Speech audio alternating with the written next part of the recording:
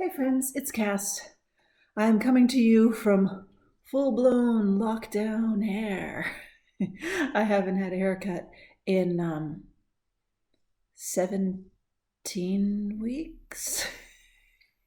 Now, usually for people with curly hair, you don't have a haircut every month because if your hair grows in a spiral, it doesn't get that long in a month. I have a haircut about once every 3 months. And sometimes I really kind of blow that timeline because it's springy, and if I wash my hair and kind of convince it springs up more, so it doesn't get long. But this at the back of my neck is a horror because I mean that was shaved off when I was last at the hairdresser. So, and I'm not taking a clippers to my head. I'm not crazy. Um, it's all right.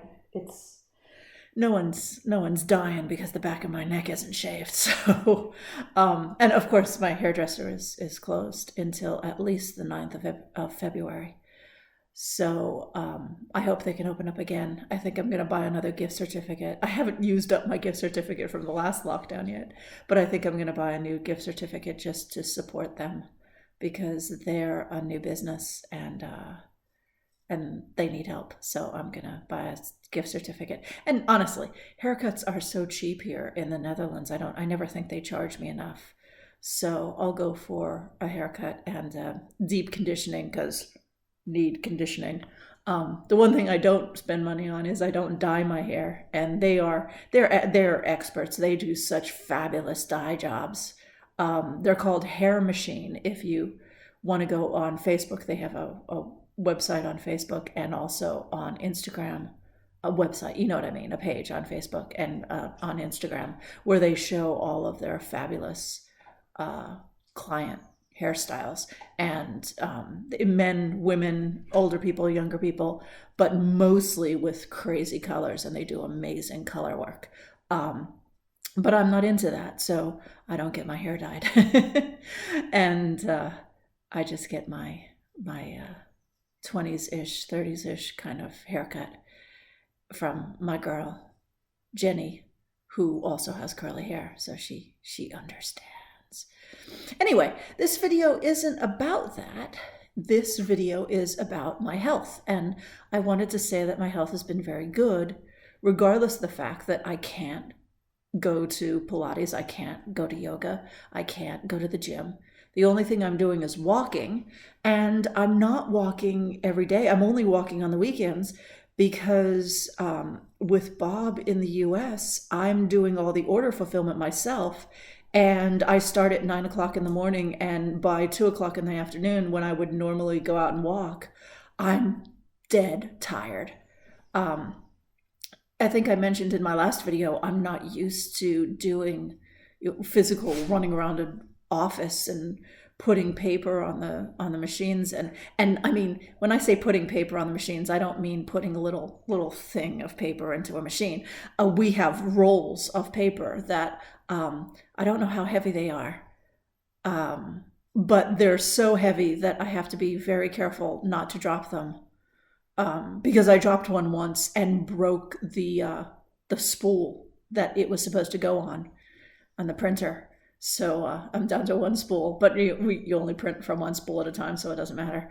But yeah, they're very heavy, and so lifting those and loading the printer, and it's physical work. It's physical work. Also, the physical work of folding patterns. It's exhausting. I mean, we put the table up so that you're not bending over, so your back doesn't hurt. But it's still, I mean, every fold in those patterns was made by a human being because we don't fold our patterns. We don't use cut paper, so we can't buy a pattern folder because a pattern folder assumes your paper is a certain size, and we print from a roll as long as we need to print to get all the pieces on one page, and so that doesn't work. So we fold every single pattern with joy in our hearts, with our own hands. So it's physical. I mean, it's more physical than you think it would be to print anything. But ask anybody who works in a print shop, you know. And then last week I was underneath the pad. The DHL guy came. You know, DHL comes and picks up once a day. When I have a bunch of orders ready, I call them, or I message them, and they come to pick up. And he came to pick up, and I was like under the printer.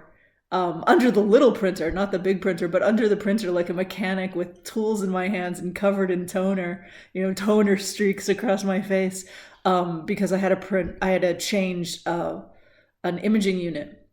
So I was getting black lines on the page, and the printer's about 2 years old. So the imaging unit desperately needed to be changed. And so I got in there with my screwdriver and looked at YouTube videos that proved entirely useless, because they were like, "Oh, how to clean your imaging unit." No, my imaging unit was shot. So I got a new one and installed it and kind of winged it. It's kind of crazy. It's like, take out the screw, but then nothing moves. So pull on this thing until it moves, but don't break it. But then as soon as I was done, I printed a page, and it was gloriously clean of any toner residue. So I was very happy. So, you know, I'm feeling all kinds of accomplished, but I'm not getting out to walk, because between just the exhaustion of trying to get used to doing the physical job again, and then I have to wait for, you know, last week I ran out of toner. I had to wait for the toner delivery. I had to wait for a paper delivery. I had to wait for the DHL guy to come pick up. Now, the DHL guy, I can tell him a 2-hour window to come. So I can tell him, come 5 to 7 o'clock in the evening. That's the latest they'll come, and they'll come at 5 to 7 o'clock. So that's fine. But I can't tell them when to deliver my toner, because it's a delivery. They get to me when they get to me. So, you know, you sit around all day waiting for the damn toner to show up. And, you know, when you're one person who has to catch everything, and you know, knowing that, oh, they didn't deliver, you know, they missed me today, they're not going to deliver until this time tomorrow. Well, then you lose a second day because you're shut down. You can't do anything. So, you know, excuse. I haven't, and yesterday I went out to walk, and it was windy. It was like 0 degrees, so freezing. And it's rarely that cold here. And it was windy. There was a wind right in my face as I walked out. So basically I walked out, went up to the traffic circle and turned around and did a loop. And I walked for 33 minutes rather than an hour. And I felt a little guilty about that, but it was just unpleasant, very, very unpleasant. But 33 minutes isn't nothing, you know. And I walked at a good pace, like a 3.25 mile per hour pace. It's like that's 11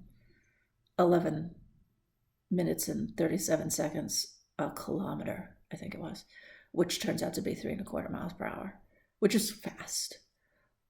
Which is as fast as I've been walking lately, which is good, which is faster than I was walking last year.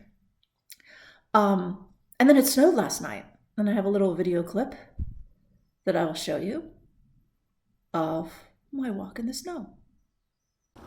Hey everybody, I thought I'd take a special video tonight because it is snowing in the Netherlands, and this very rarely happens, and it's big, thick, crunchy snow. I can hear it under my feet.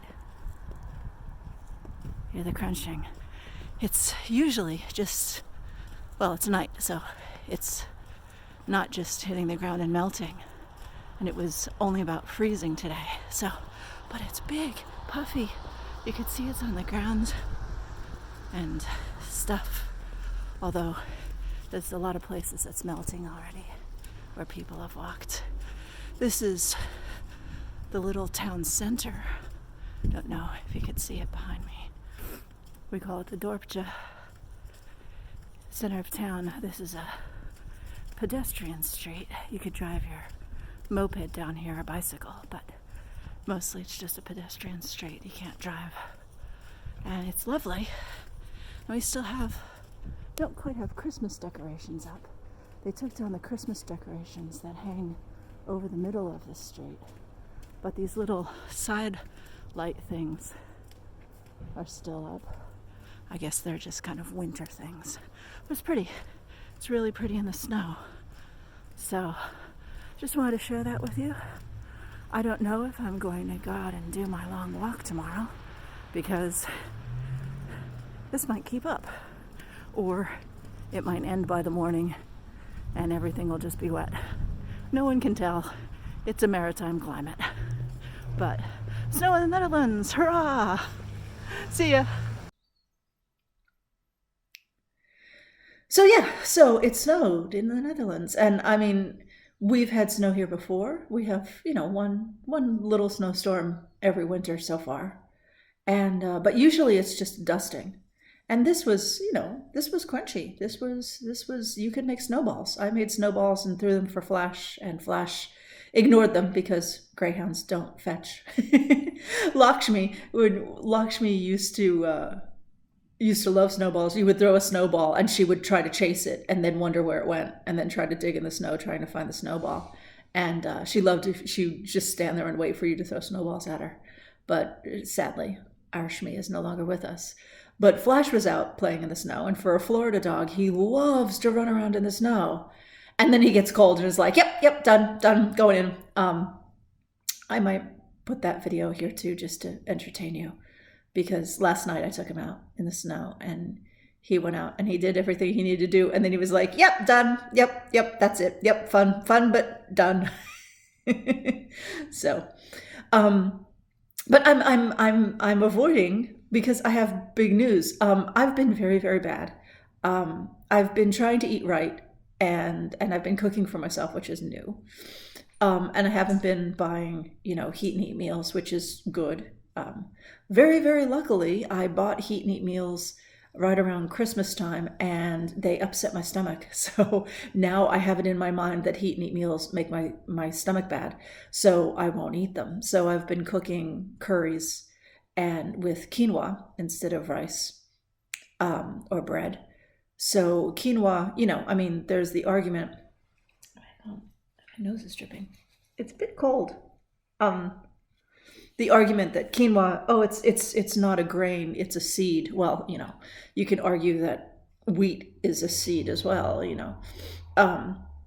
But the thing with quinoa that it doesn't do that the other grain foods do, and that rice does, even though rice is gluten-free, it puffs up.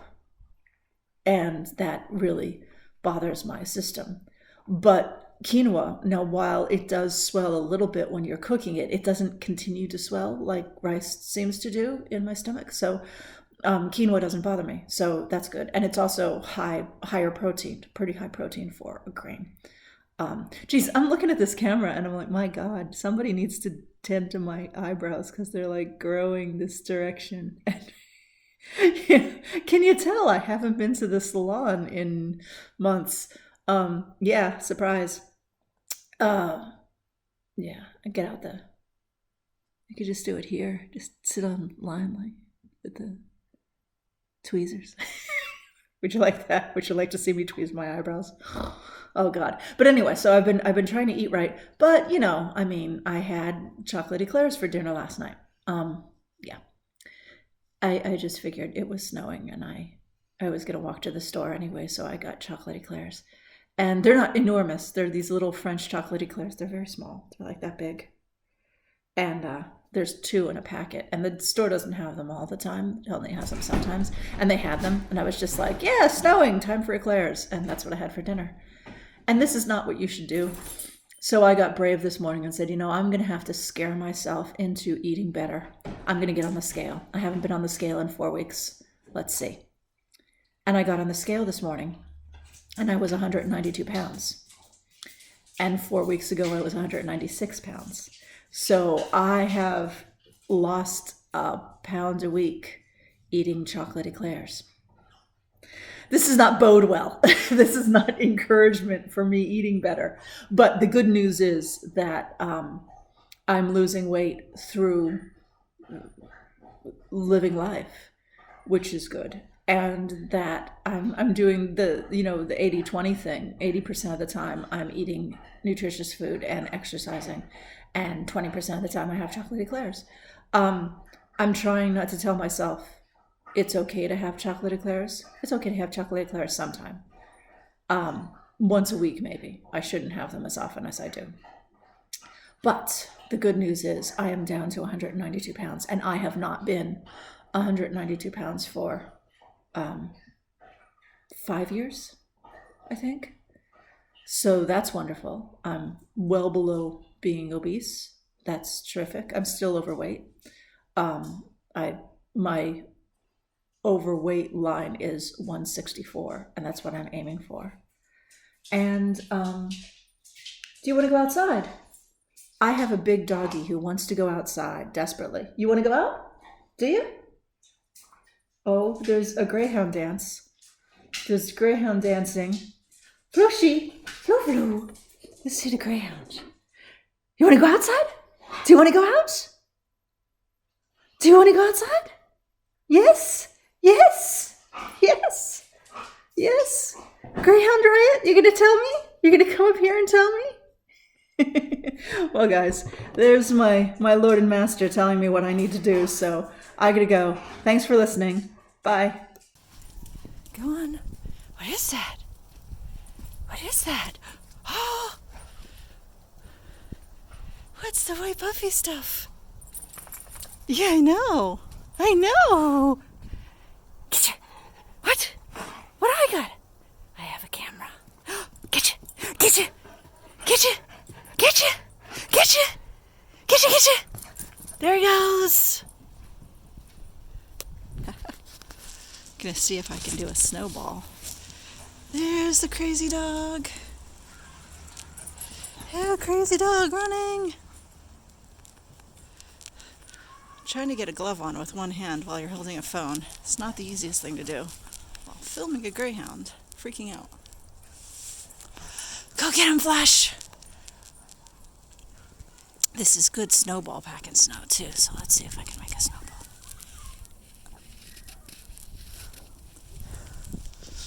Floosh, floosh. Oh, we're having a pee, are we? Flashy, flashy, flashy! Hey, hey, hey, hey, hey! Oh, he's gone inside. I made a snowball for him. Hey, come on! Flash! Flash, come on! Flashy! Flash! Flash! No, it's wet and cold. It's wet and cold, Florida dog. All right. Maybe later.